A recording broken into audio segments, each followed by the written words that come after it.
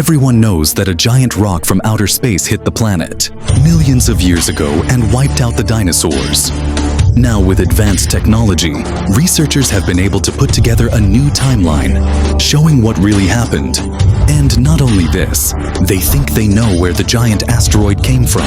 Is Earth the target for another huge space rock? And would we be able to survive? You'll be surprised and probably shocked at what NASA astronomers recently discovered. So now, get ready to experience the disaster that almost wiped out life completely on Earth.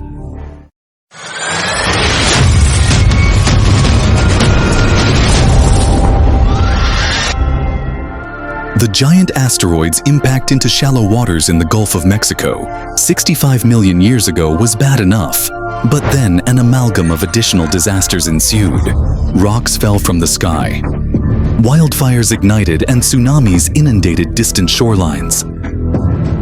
The researchers found that the first day of the Cenozoic was peppered with cataclysms and released a new record of this day of chaos in Proceedings of the National Academy of Sciences. The timeline was developed using high-resolution photography, microscopy computer tomography, imaging, and magnetic measurements of hundreds of feet of sedimentary rock recently recovered from Chicks, a loop one of the largest impact rate is on Earth. And it all begun like this. Imagine you were somewhere in North America about 65 million years ago, when dinosaurs ruled the Earth, and you were looking up at the night sky.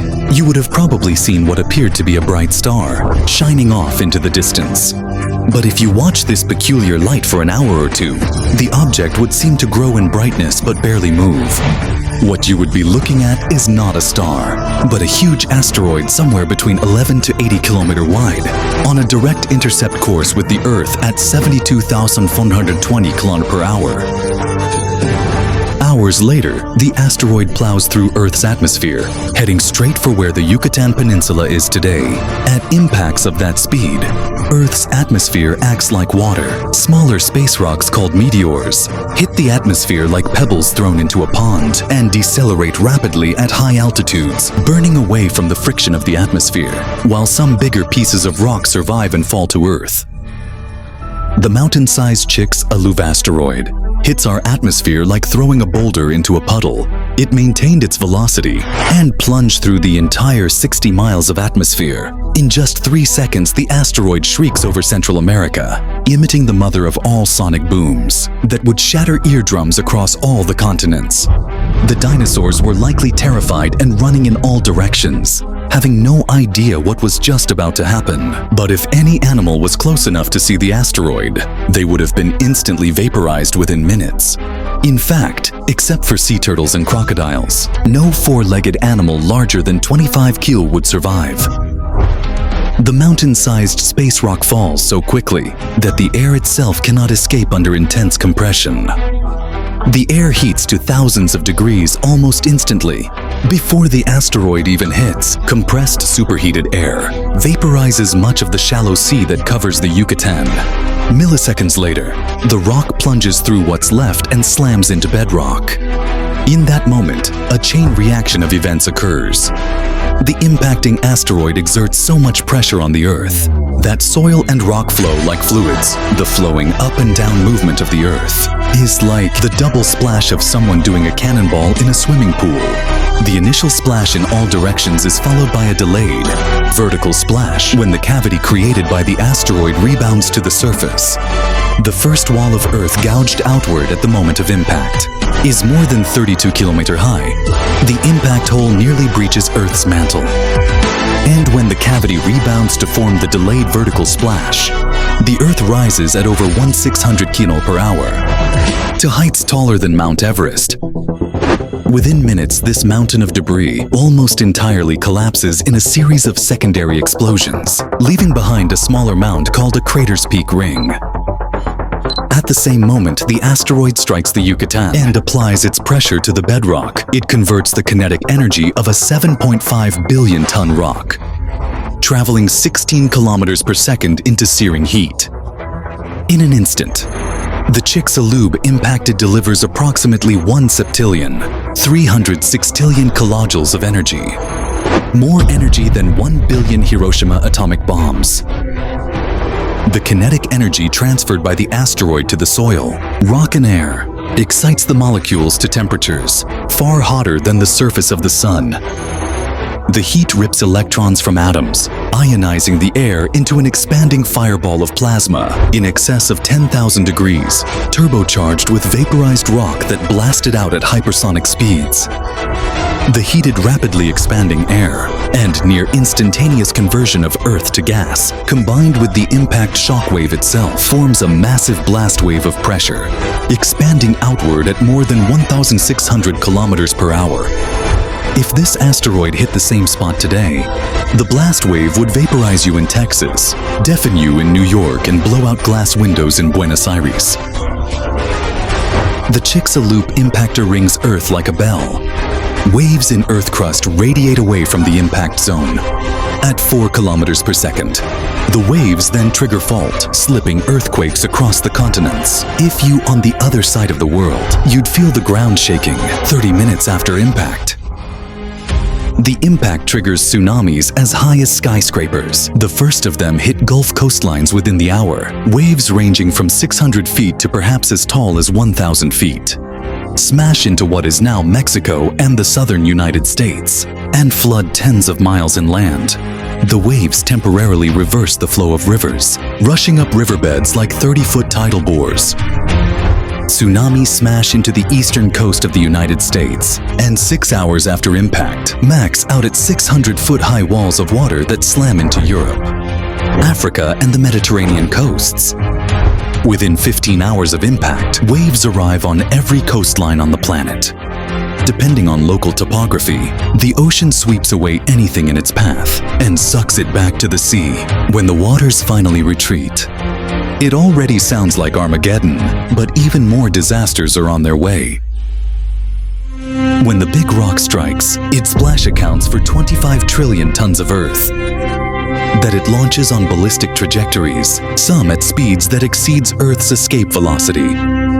These rocks excited Earth gravitational pull to either orbit the sun, and some of this material probably reached the moon. But the majority of ejected debris returned back to Earth. Within the hour, these glass-like chunks called tektites, some as large as buses but most the size of marbles, pelt the Earth at speeds ranging from 160 to 320 kilometers per hour, in lethal quantities. Regardless of where any remaining dinosaurs were on Earth, they were hit with this fiery hailstorm. But these glass bullets didn't need to hit the dinosaurs to be fatal. As these tektites fall, their friction with the atmosphere emits enough thermal radiation to set fires across the planet. By some estimates, the combined heat of the returning embers heats the planet to the equivalent of an oven, set to broil most of the world's trees burn. Which is perhaps why the only bird species that survive the impact are those that nest on the ground. Of the few larger land animals to avoid extinction, nearly all have had some means of escaping the heat. They either could burrow like small mammals, snakes, and lizards, or escape into water like crocodiles or turtles. Even if the poor dinosaurs were on the other side of the world, they would have needed to find protection from the initial heat blast. In a final piece of terrible luck for the dinosaurs' chicks, a loop happens to strike an area rich in oil and sulfur. The impact ejects 100 billion tons of vaporized sulfur and 30,000 quadrillion gallons of water into the atmosphere, which then condenses into massive storm clouds and falls back as torrents of acid rain that acidified the oceans. In the higher latitudes, continental-wide snowstorms deposit tens of feet of snow per day. But the global deluge doesn't last long, because in addition to water, Chicxulub vaporizes and explosively ejects 150 football stadiums worth of oil from the Yucatan bedrock. This oil condenses in the stratosphere as a black sooty layer, covering the Earth like a coat of black paint. Unlike the sulfur and wildfire smoke, the carbon circulates high above the cloud layer, stopping it from raining back down. And that becomes another big problem. The soot layer remains in the atmosphere, reducing the amount of sunlight that reaches Earth's surface by 90% for at least 2 to 3 years. The initial oven-like heat brought on by the returning tektites is followed by a deep and long-lasting freeze. Global temperatures drop by an average of almost 50 degrees. The only place on Earth to avoid this deep freeze are Madagascar, India, and Indonesia, which were tropical islands. During this time in the global chill, evaporation almost ceases, dropping rainfall by 80%. Nearly every spot on Earth outside of these tropical islands dries into a desert. Where did this giant rock come from? And is there another one out there headed for us? Researchers using a supercomputer studied asteroid evolution. Using data from known asteroids, the two-member team of Avalo Airband, Amir Sarraj, suggested that the Chicxulub asteroid likely originated from the Earth cloud, a sphere of debris at the edge of the solar system.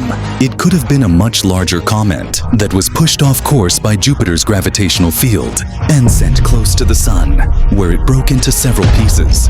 These fragments can cross the Earth's orbit and hit the planet once every 250 to 730 million years. Judging from this study, it's not a matter of if. We could be hit by another giant rock from outer space. On Saturday, December the 11th, 2021, NASA revealed that a 330-meter-long asteroid named 4660 Nereus screened past Earth around 8 million kilometers at a speed of 6.5 kilometers per second. While you might not think this is very close, any slight deviation in its orbit could put it on a direct course with us and smash into the Earth in the future. Astronomers are tracking this potentially hazardous rock and say it'll come within 1.1 million kilometers of Earth on Valentine's Day in 2016. Buy your flowers and get those proposals done early, just in case. Keep in mind, the asteroid that caused the Chelyabinsk explosion in Russia in 2013 was just 20 meters in size. The bad thing is that we don't have any known way to defend the Earth from a giant space rock. However, NASA's DART mission, or Double Asteroid Redirection Test, try to see if a spacecraft can autonomously navigate to a target asteroid and intentionally collide with it, causing a kinetic impact that could push the asteroid off a collision course with the Earth. DART's target is Dimorphos, an asteroid moonlet which orbits a larger asteroid named Didymos. The spacecraft is set to arrive in late September 2022, when the Didymos system is 11 million kilometers from Earth. However, it's estimated that the collision will change the speed of the moonlet by a fraction of 1%, stopping at 10-kilometer wide or bigger asteroid, hurtling towards the planet at more than 72,000 kilometers per second. Will take a lot more than a small spacecraft impacting it. Perhaps the world would need to try nuclear weapons, like in the movie Armageddon. Maybe you have an idea how we could stop a world-ending asteroid, and you'll become famous. Let us know what you think, and make sure to stay tuned here for more exciting stuff happening in our universe. Thanks for watching.